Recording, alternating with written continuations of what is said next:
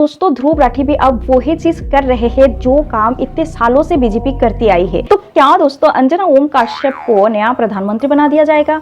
दोस्तों पप्पू सिर्फ एक नहीं है, पप्पू 2.0 भी मार्केट में आ गए हैं। तो दोस्तों क्या चल रहा है हकीकत में, सब कुछ जानने के लिए वीडियो को लास्ट तक देखना मत भूलना। वीडियो बहुत इंटरेस्टिंग है, बहुत कुछ आप लोगों को जानने को मिलेगी। नरेंद्र मोदी जी के बहुत सारे क्लिपिंग्स निकल करके आए हैं जहां पर वो बहुत ही ज्यादा उल्टे सीधे बातें करते हुए दिखे। जिस दिन हिंदू मुसलमान करूंगा ना उस दिन मैं सार्वजनिक जीवन में रहने योग्य नहीं रहूंगा। मतलब जैसे वो अभी बिल्कुल बावले से हो गए हैं।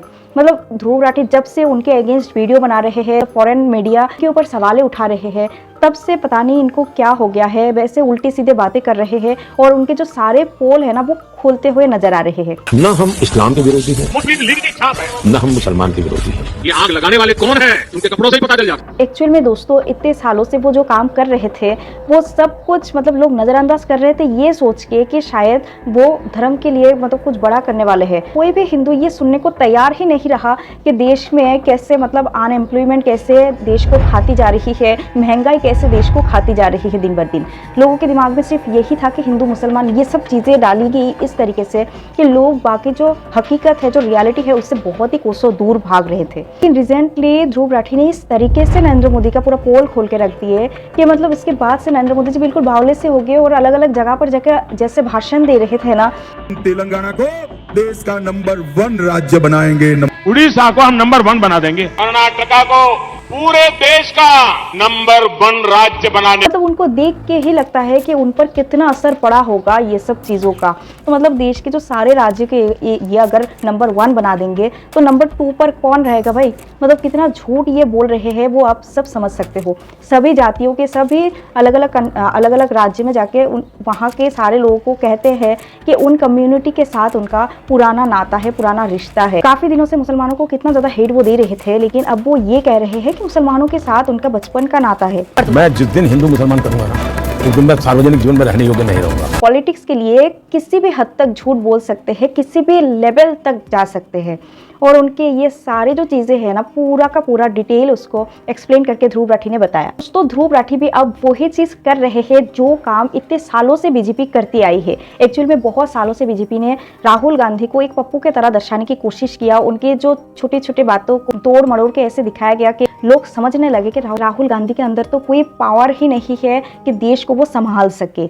लेकिन दोस्तों अब दोस्तों ध्रुव राठी भी वही काम कर रहे हैं। वो नरेंद्र मोदी जी को इस तरीके से दिखाने की कोशिश कर रहे हैं और एक्चुअल में सही चीज़ भी दिखा रहे हैं, कोई गलत नहीं दिखा रहे हैं। वो दिखा रहे हैं कि कैसे नरेंद्र मोदी जी बावले हो गए हैं, उनके भी मुंह से कैसे उल्टे सीधे बातें निकल करके आती है। ये सब देख के अब सही में लोगों को ये लगने लगा है कि ये इंसान भी अब देश संभालने के शायद ही लायक नहीं है। और दोस्तों खान सर भी यहाँ पर सपोर्ट कर रहे हैं। वो कह रहे हैं कि देश में इतना ज़्यादा कर्जा चढ़ा दिया गया है जो मतलब कई सालों तक ये महंगाई जिसको बना के रखेगी, क्योंकि लोगों के ऊपर बहुत ही बड़ा कर्ज चढ़ा दिया गया है। जो मतलब हमारे प्रधानमंत्री बीजेपी ने किया है जो काम, तो मतलब ये लोगों के लिए बहुत ही बड़ा एक खतरे की घंटी है। तो इसलिए इस बार अगर बीजेपी आ जाती है तो मतलब देश बहुत ही ज़्यादा संकट में आ जाएगा। अनएम्प्लॉयमेंट, फिर महंगाई, ये सब तो मतलब बिल्कुल लिमिटलेस हो जाएगा ये सब चीज़। और सही मायने में दोस्तों ये तो एक खिलवाड़ जैसा ही है, क्योंकि अब देखिए वो हिंदू धर्म को इस तरीके से अपने साथ जोड़ लिए। अगर अभी नरेंद्र मोदी जी को कोई अगर भ्रष्ट बताता है, अगर प्रूफ कर देता है सनातन धर्म के ऊपर, दूसरे कम्युनिटी के लोग उंगली उठा रहे हैं कि तुम्हारे तो धर्म में ही प्रॉब्लम है क्योंकि यहाँ पर सब भ्रष्ट है, यहाँ पर पूरा गंदा पॉलिटिक्स खेला जाता है। तो मतलब यहाँ पर नरेंद्र मोदी जी जो सनातन धर्म के लोग हैं उनकी भावनाओं के साथ ही खिलवाड़ कर रहे हैं। ध्रुव राठी ये भी कह रहे हैं कि मतलब नरेंद्र मोदी जी के बदले में कोई भी पीएम बन जाए उसमें कोई प्रॉब्लम नहीं। अगर अंजना ओम कश्यप जो एंकर है, न्यूज़ एंकर, वो भी अगर बन जाएंगे प्रधानमंत्री तो भी कोई दिक्कत नहीं है। लेकिन ये इंसान नहीं बनना चाहिए क्योंकि इनके बचपन से ये पॉलिटिक्स के साथ जुड़े हुए हैं, इनके पूरे जहन में ही पॉलिटिक्स बसा हुआ है और वो कोई एक्सपर्ट का कोई सलाह भी नहीं लेते। और ध्रुव राठी यही बात कह रहे हैं कि अंजना ओम कश्यप को अगर प्रधानमंत्री की सीट पर बैठा दिया जाएगा तो कम से कम वो एक्सपर्ट सलाह तो लेंगे कोई काम करने से पहले। लेकिन हमारे प्रधानमंत्री जी कोई एक्सपर्ट का कोई सलाह भी नहीं ले रहे और बस अपने मन की कर रहे हैं और देश की बिल्कुल वाट लगा जा रहे हैं। ये वीडियो बहुत ही ज़्यादा इंपॉर्टेंट है, मतलब बिल्कुल आंखें खोल देने वाली वीडियो है। नरेंद्र मोदी जी का पूरा बायोडाटा है वो निकाल करके लाए हैं और सबको ये वीडियो एक बार ज़रूर देखना चाहिए। तो अनवक्त मत हुई यार, किसी के ऊपर भी अनवक्त नहीं होना चाहिए।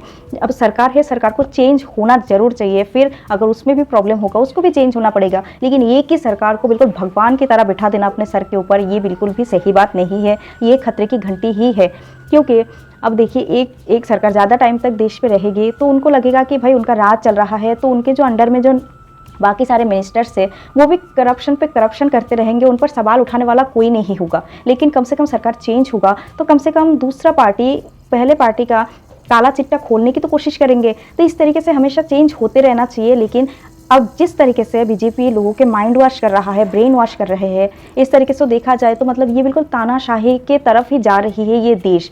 मतलब अगर ध्रुव राठी ऐसे वीडियोस नहीं बनाते, अगर इस तरीके से लोगों के आंखें नहीं खोलते, तो मतलब ये तो सभी भावना रखते कि यार भाई हिंदुओं के लिए तो मसीहा है नरेंद्र मोदी जी, और यही काम तो नरेंद्र मोदी जी कर रहे थे इतने दिन से। बीजेपी पार्टी कर रही थी, नॉर्मल लोग हैं, गरीब लोग हैं, सबके माइंड ऐसे वॉश कर रहे थे धर्म के नाम पर, और खुद सारे जो बुरे काम करने वाले हैं, गलत काम करने वाले हैं, जो कम टैलेंटेड है, इनकेपेबल है, उन सारे लोगों को बड़े बड़े जो पोस्ट है नियुक्त करते जा रहे थे। लेकिन जो सरकार के खिलाफ कुछ भी बातें कहता है, चाहे वो कैपेबल हो, कितना ही टैलेंटेड हो, कितना ही वो डिजर्व करता हो, इस पर उसे कोई भी बेनिफिट नहीं दिया जाएगा। ये वीडियो आप एक बार जाके जरूर देख लेना, और वीडियो कैसी लगी कमेंट पे लिख के बताना। और मैं भी शॉर्ट में आप लोगों को बताने की कोशिश किया पूरी बात, इसलिए वीडियो को लाइक कर देना, चैनल को सपोर्ट करना, सब्सक्राइब कर देना। Thank you for watching.